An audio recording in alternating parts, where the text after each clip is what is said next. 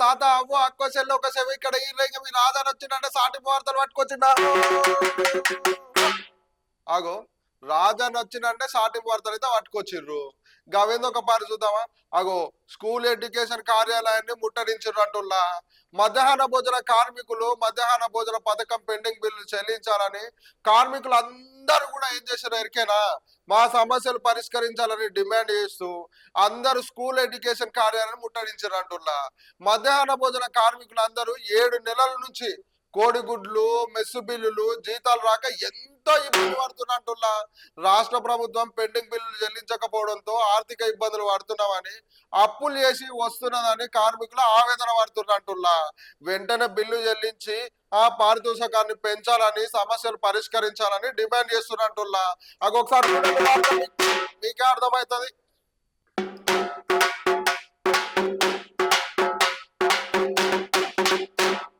ఓ తాత అవ్వ అక్కో చెల్లి ఒక చెవి ఇక్కడ ఈ రేగ మీ రాజాని వచ్చిందంటే సాటి వార్తలు పట్టుకొచ్చిండా.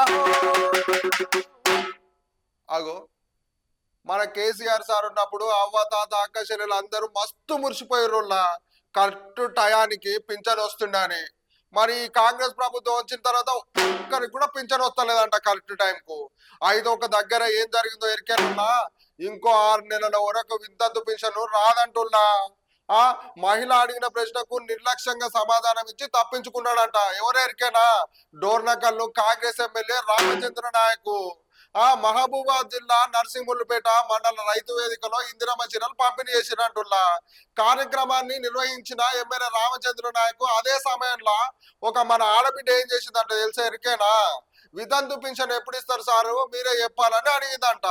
అట్లా నిలదీసే వరకు మన ఎమ్మెల్యే అడిగిన ప్రశ్నకు సమాధానం చెప్పకుండా ఏం చేసిండో ఎరికేనా, ఇంకా 6 నెలల వరకు పింఛన్ రాదంట, ఏది రాదంట అని చెప్పి అక్కడ నుంచి తప్పించుకొని పోయిండంటుల్లా.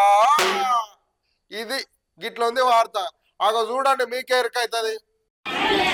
లేదు టైం పడుతుంది, ఒక 6 నెలలు టైం పడుతుంది.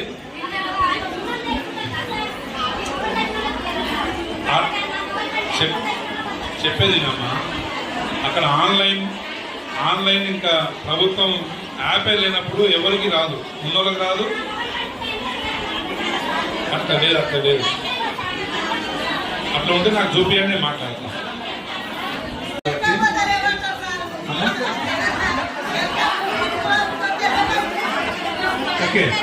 అగో ఇంకా చూసిరు కదుల్లా, ఇయాల్టి మన సాటింపు వార్తలు ఎట్లునో మళ్ళీ మంచి మంచి సాటింపు వార్తలతో మీ ముందుకు వస్తా.